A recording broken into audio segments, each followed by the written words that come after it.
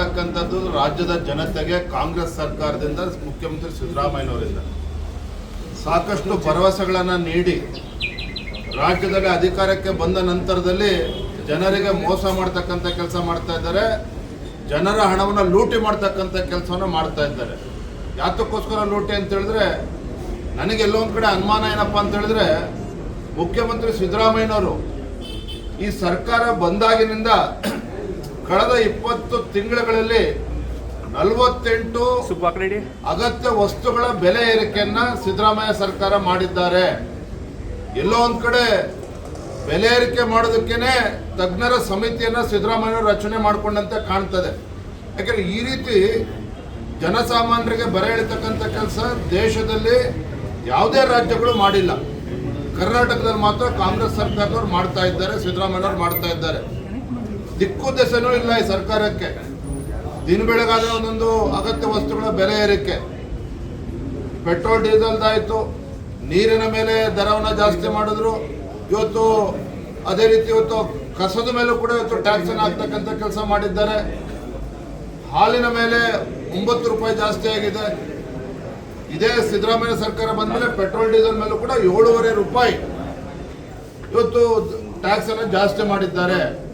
ಒಟ್ಟಾರೆಯಾಗಿ 48 ಅಗತ್ಯ ವಸ್ತುಗಳ ಮೇಲೆ ಸಿದ್ದರಾಮಯ್ಯ ಸರ್ಕಾರ ಇವತ್ತು ಬೆಲೆ ಏರಿಕೆಯನ್ನ ಮಾಡಿರ್ತಕ್ಕಂಥದ್ದು. ನೀವ್ ಹೇಳಿ, ಕಪಾಳ ಮೋಕ್ಷ ಯಾರು ಮಾಡ್ತಾ ಇದ್ದಾರೆ? ಮೋದಿಯವ್ರು ಮಾಡ್ತಾ ಇದ್ದಾರೋ, ಸಿದ್ದರಾಮಯ್ಯ ಸರ್ಕಾರ ಮಾಡ್ತಾ ಇದ್ದಾರೋ?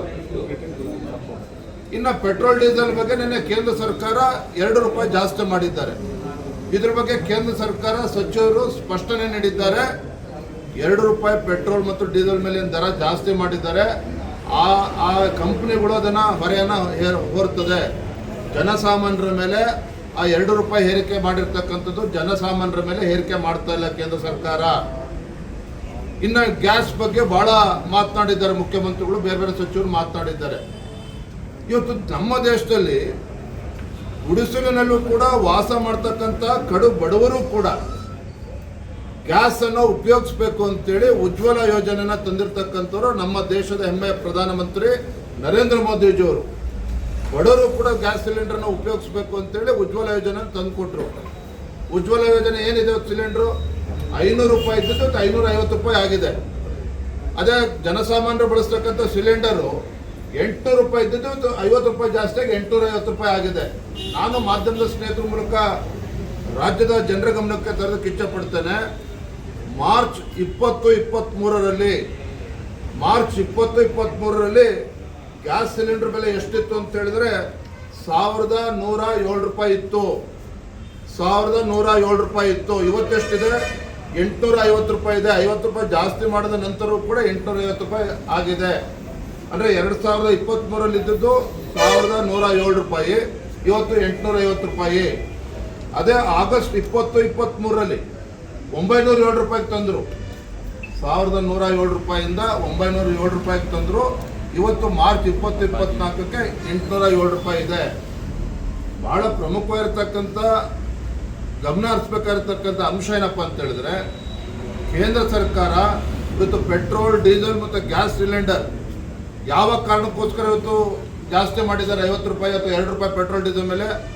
ಅಂತಾರಾಷ್ಟ್ರೀಯ ಮಾರುಕಟ್ಟೆಯಲ್ಲಿ ಕಚ್ಚಾ ತೈಲದ ಬೆಲೆ ಹೆಚ್ಚಾದಂಥ ಸಂದರ್ಭದಲ್ಲಿ ಇವತ್ತು ಪೆಟ್ರೋಲ್ ಡೀಸೆಲ್ ಮೇಲೆ 2 ರೂಪಾಯಿ ಜಾಸ್ತಿ ಮಾಡಿದ್ದಾರೆ. ಅದರ ಹೊರೆಯನ್ನು ಜನಸಾಮಾನ್ಯರ ಮೇಲೆ ಹಾಕಿಲ್ಲ. ಮತ್ತೆ ಹೇಳ್ತಾ ಇದ್ದೇನೆ. ಮತ್ತು ಸಿಲಿಂಡರ್ ಮೇಲೆ 50 ರೂಪಾಯಿ ಜಾಸ್ತಿ ಮಾಡಿರ್ತಕ್ಕಂಥದ್ದು ಕೂಡ ಹಿಂದೆ ಏನು ರೇಟ್ ಇತ್ತು 2023ರಲ್ಲಿ, ಇವತ್ತು ಇನ್ನೂ ಕೂಡ ಕಡಿಮೆ ಇದೆ.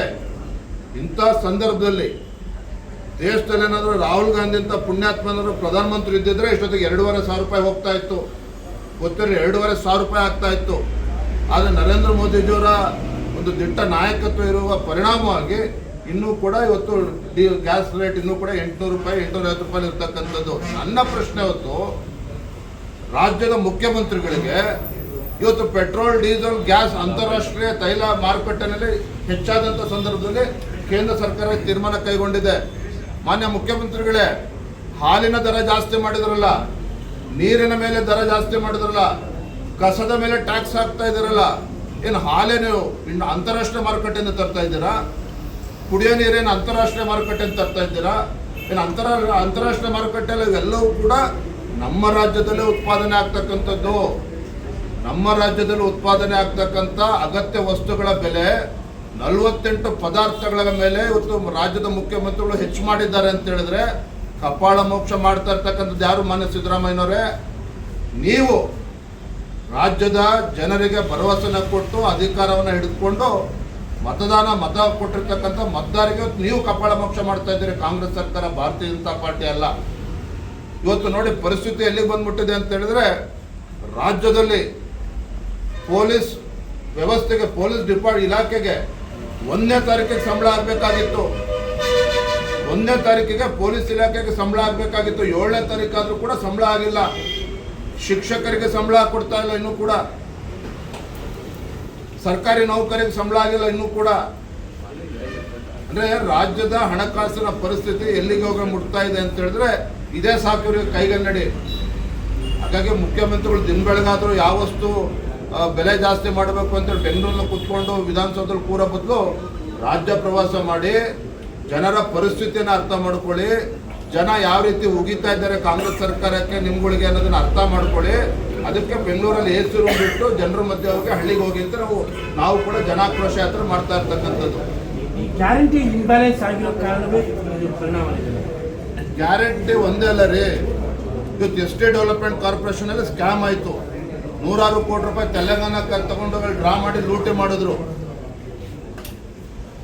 ಊರಿಗೆ ನಾನು ಹಿಂದೂ ಕೂಡ ಲೋಕಸಭಾ ಚುನಾವಣೆ ಸಂದರ್ಭದಲ್ಲಿ ಹೇಳಿದ್ದೇವೆ, ವಿಧಾನಸಭಾ ಚುನಾವಣೆ ಸಂದರ್ಭದಲ್ಲಿ ಹೇಳಿದ್ದೇವೆ, ರಾಜ್ಯದಲ್ಲಿ ಕಾಂಗ್ರೆಸ್ ಸರ್ಕಾರ ಅಧಿಕಾರಕ್ಕೆ ಬರಬೇಕು ಅನ್ನುವ ಹಪಾಪಿ ಯಾಕೆ ಅಂತ ಹೇಳಿದ್ರೆ ಕಾಂಗ್ರೆಸ್ಸಿನ ಹೈಕಮಾಂಡ್ಗೆ ಅವರು ATM ಆಗಿ ಕರ್ನಾಟಕವನ್ನು ಪರಿವರ್ತನೆ ಮಾಡ್ತಾರೆ ಅನ್ನುವ ಆರೋಪನ ಮಾಡ್ತಾ ಇದ್ವಿ. ಇದು ಬರೀ ಆರೋಪ ಅಲ್ಲ, ಇದು ಸತ್ಯ ಗೊತ್ತಾಗ್ತದೆ ರಾಜ್ಯದ ಜನತೆಗೆ. Thank you sir. ಈಗ ತಾವು ಸಿದ್ದರಾಮಯ್ಯ ಅವರಿಗೆ ವಿಪಕ್ಷದವರಾಗಿ ಏನು ಸಲಹೆನ ಕೊಡ್ತೀರಾ ಈ ಒಂದು ಸಂದರ್ಭದಲ್ಲಿ? ಸಾಕಷ್ಟು ಜನಾಕ್ರೋಶನೂ ನೋಡ್ತಾ ಇದ್ದೀರಾ, ಏನು ಸಲಹೆ ಇರುತ್ತೆ ತಮ್ಮದು? 16 ಬಜೆಟ್ ಅನ್ನ ಮಂಡನೆ ಮಾಡಿ ಅನುಭವಿ ಮುಖ್ಯಮಂತ್ರಿಗಳಿಗೆ ಸಲಹೆ ಕೊಡ್ತಕ್ಕಂಥ ದೊಡ್ಡ ಮನುಷ್ಯ ನಾನಲ್ಲ. ಆದರೆ 16 ಬಜೆಟ್ ಅನ್ನ ಮಂಡನೆ ಮಾಡಿದಾಗಲೂ ಸಹ ನಿಮ್ಮ ಸ್ವಕ್ಷೇತ್ರ ಮೈಸೂರು ಜಿಲ್ಲೆಗೆ ಎಷ್ಟು ಕೋಟಿ ಅನುದಾನವನ್ನು ತಂದುಕೊಟ್ಟಿದ್ದೀರಿ? ಹಿಂದೆ ಯಡಿಯೂರಪ್ಪನವರು ರಾಜ್ಯದ ಮುಖ್ಯಮಂತ್ರಿಗಳಿದ್ದಾಗ ಮೈಸೂರಿಗೆ ಎಷ್ಟು ಕೋಟಿ ಅನುದಾನ ಕೊಟ್ಟಿದ್ರು ಮುಖ್ಯಮಂತ್ರಿಗಳು ನೋಡ್ಕೊಳ್ಳಿ ಒಂದು ಬಾರಿ. ಕಳೆದ 20 ತಿಂಗಳಲ್ಲಿ ಒಬ್ಬ ಅನುಭವಿ ಮುಖ್ಯಮಂತ್ರಿಗಳು ನಾನು ತಮ್ಮ ಮೂಲಕ ಕೇಳ್ತಕ್ಕಂಥದ್ದು, ಯಾವ ಹೊಸ ಯೋಜನೆಯನ್ನ ರಾಜ್ಯದ ಜನತೆ ಕೊಟ್ಟಿದ್ದೀರಿ? ಹೊಸ ಅಭಿವೃದ್ಧಿ ಕಾರ್ಯಕ್ಕೆ ಏನಾದರೂ ಚಾಲನೆ ನೀಡಿದ್ದೀರಾ? ಯಾವುದು ಕೂಡ ಮಾಡಿಲ್ಲ. ಜನರ ಕಿವಿಗೆ ಹೂ ಮುಡಿಸ್ತಕ್ಕಂಥ ಕೆಲಸ ಮಾಡ್ತಾ ಇದ್ದಾರೆ. ಬೆಲೆ ಏರಿಕೆ ನಿರಂತರ ಮಾಡ್ಕೊಂಡು ಬರ್ತಾ ಇದ್ದಾರೆ. ಅದು ಒಂದೇ ಬಿಟ್ರೆ ಅಭಿವೃದ್ಧಿನೂ ಇಲ್ಲ. ಎಲ್ಲ ಸಮಾಜ, ಎಲ್ಲ ವರ್ಗದ ಜನರನ್ನ ಮರೆತಿದ್ದಾರೆ. ಕೇವಲ ಅಧಿಕಾರವನ್ನ ಮಾಡ್ಕೊಂಡು ಮಜಾ ಮಾಡ್ತಾ ಇದ್ದಾರೆ.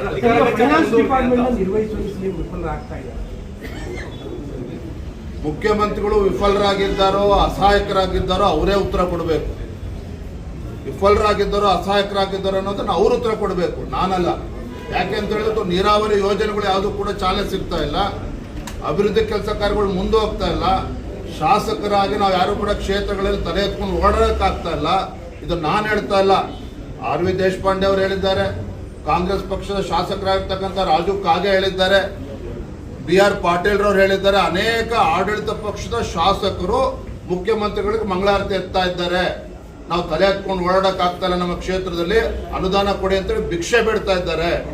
ಹಾಗಾಗಿ ಇದಕ್ಕೆ ಮುಖ್ಯಮಂತ್ರಿಗಳು ಉತ್ತರ ಕೊಡ್ಬೇಕು, ನಾನಲ್ಲ. ಅಧಿಕಾರ ಕಚ್ಚಾಟ ಮುಂದುವರೆದಿದೆಯಾ? ಇವತ್ತು ಕಾಂಗ್ರೆಸ್ ಶಾಸಕರೇ ಡಿಸೆಂಬರ್ ಅಲ್ಲಿ DK ಶಿವಕುಮಾರ್ CM ಆಗೋದು ಖಚಿತ ಅನ್ನೋ ಒಂದು ಮಾತು. ಈಗಲೇ ಕಚ್ಚಾಟ ಆಡ್ತಾ ಇರಲಿ, ನಮಗೂ ಸಂತೋಷ, ಅದು ಬೇರೆ ಪ್ರಶ್ನೆ.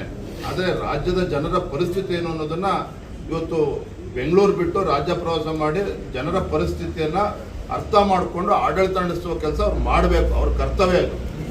Thank you.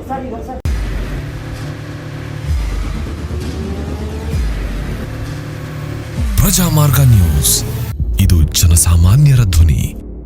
ನಮಸ್ಕಾರ.